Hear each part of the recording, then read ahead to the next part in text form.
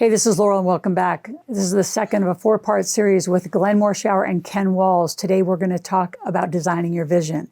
The critical components of what is a clear vision, what are the balanced ingredients of a vision that you really need to hold tight, what's compromisable, what's movable, what's not. And last, let's talk about present tense power, living in the present now and the exact moment versus living in the future. And most of you, honestly, you live in the past with a lot of PTSD and a lot of story and a lot of dramas. Let's listen in.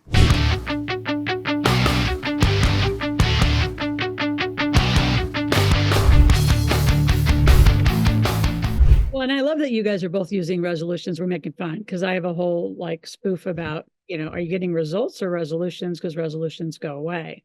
We don't do that. I want to loop back to the recipe. I want you to bring in that conversation because we're going to pull it all apart, make fun. And all right.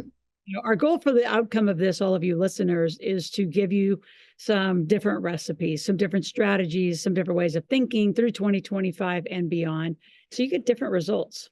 So the recipe, you design it or it's happening to you. Like I say that with trust. You guys will like that. Like death is inevitable. It's going to happen. So you're either going to let the courts decide how it goes, or you're going to have a trust and you're going to design your life and your legacy. But there won't be a legacy if you don't design it. So I use that conversation a lot. There's a recipe to it. And people hate to think of, I don't want to think of me. Well, you're going to. So let's talk about the recipe that could shift today after this podcast.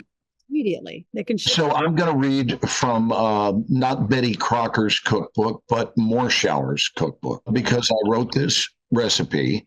This is real. I wrote this and I posted it. I don't know if you saw it. I posted it on, I guess, the 2nd of January. I think it's so succinct that I'd rather read it than try to encapsulate. So, time to design a deeply satisfying year. Here is your recipe for a wonderful 2025. It begins with a clear vision of what you are ready to experience in your life. Notice I didn't say what you wish, what you want, or what you hope. What you are ready for to experience in your life.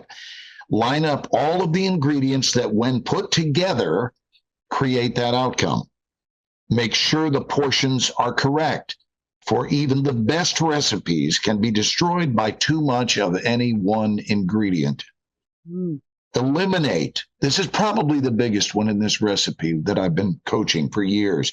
Eliminate all ingredients that conflict with your recipe. Preheat your metaphorical oven of expectancy to a higher temperature than it was set to last year. Place the ingredients into the oven and know that you no longer need to hope for, wish for, or want a better outcome. You are cooking that better outcome now.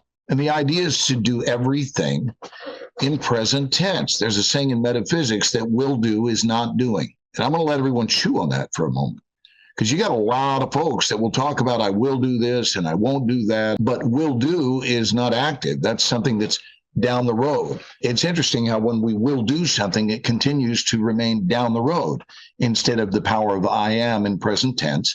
I am doing this now. I am receiving this now. Plans are underway now. Everything is always now. What are you doing about it now?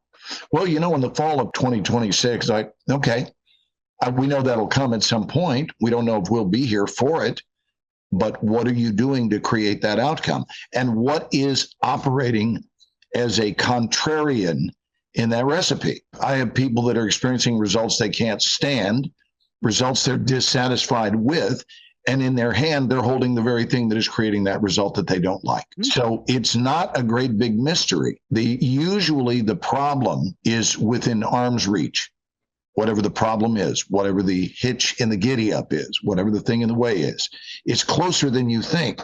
And it's not, if you have someone who knows anything about manifestation and they get the details of your life, they're not psychic. They will be able to predict with great accuracy the outcome of your life based on how you live it. Just look at the way someone lives their life and tell them their future. And I will tell you that you'll certainly be right in the upper 90 percentile. You may not be right 100% of the time because we know that flukes are real. They exist. But the largest percentage of the time, everything responds to a recipe. Why does it look like it looks? Because the ingredients are in place for it to look that way. Have you ever seen it rain on a cloudless day? I haven't. I've never seen that. I've never So seen. it takes clouds to have rain. I want to hear from Ken on this, but I want to tell you that the first time Ken and I ever went out to dinner, we ate in a little French place called La Madeleine. You may have heard this. And Ken called the waitress over and he said, I would love a quickie. And I thought she was going to slap him. And when she stormed off, I turned to Ken and I said, Ken, it's pronounced quiche. So there's that. So Ken, talk a little bit about that time. That I want you to add, like, what I see all the time working with people with money is they have ingredients that they are so attached to, they don't get them out of the recipe. So it's not about adding more, say, shit to the pile. It's not about more and more and more. You also have to pull some things out that absolutely are not working for you. It is. And a lot of people stop those things because they're little safety nets. They're a little, but if I continue to do this, it's always work for me. No, that's actually the things that's been holding me back. I'm very transparent, so I'll just say it. I'm a recovered alcoholic with over 22 years sober. And I had been incredibly successful in building a company in my mid to late 20s. And then I drank all of that away and became homeless after building a multi-million dollar company. And, for the longest time, I wanted to make sure that everybody knew it wasn't my fault. It was everybody else's fault. If you had had the childhood I had and, yada, yada, yada, all the BS that we use as excuses as human beings to justify or rationalize our behavior that I think is 99.99% of the time based on the programming that we've received as a child from other people, whether it's parents or educational institutions or maybe clergy, a church or whatever, but we have these programs running. And for the longest time, I had this program running that told me I needed to drink every single day. And the only way to drink all day is if you start first thing in the morning. And so that was my motto. Like, otherwise, you're an underachiever, bud. I mean, right? You can't have that. No. And so we do that when we're on the Ken and Glenn show side by side. I'll be like, dude. Hi, I'm Ken. No, I'm Ken. And I'm Glenn. Yeah. So, but I think because this is good stuff, buddy. In all sincerity, this is really good stuff.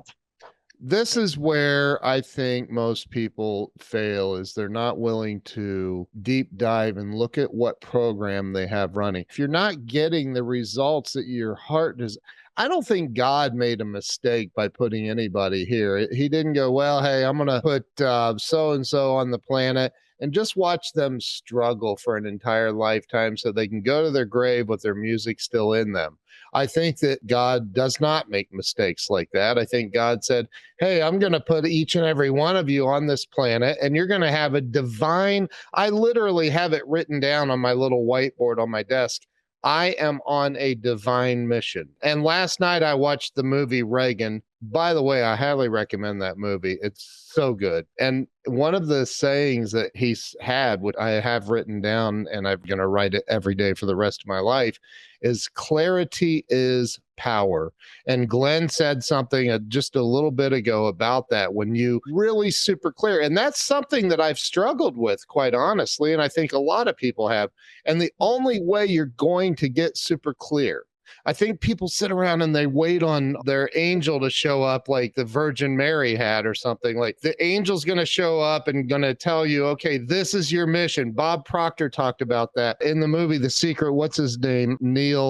Donald Walsh. Yes, thank you. He says, it's not like God has this magic chalkboard where he says, Ken Walls, handsome feller. It's you design your life. God is indifferent, I think. But I do think that he sent us here to make a freaking splash in the universe. And most people are sitting around running old programs and they don't want to take a look at the stuff that was implanted into them early on. I like stuff. I like that.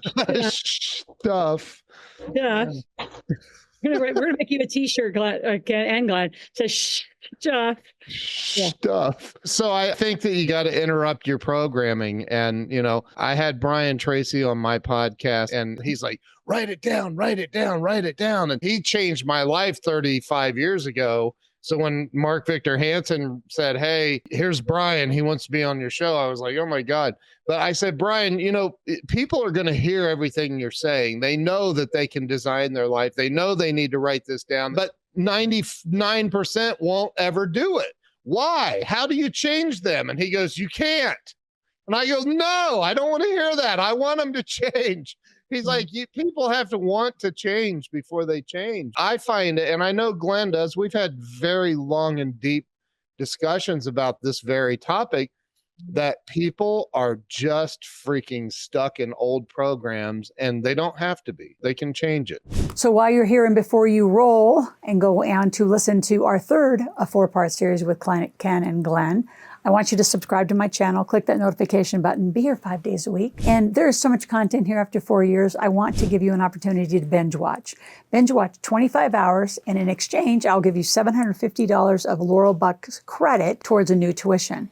So make sure you take advantage of that. Binge watch. Use the playlist to look at any type of content. Some of the most popular ones are the difference between a debit card, a credit card. How do you get good credit? How do you build credit? How do you maintain it? How do you arbitrage debt? And how do you do this? So share this with a lot of people. I want a lot of subscribers. I want people smart about money. If you have any questions at any point, go to askloral.com, ASKLORAL. Ask a question, make a request. We'll be back tomorrow.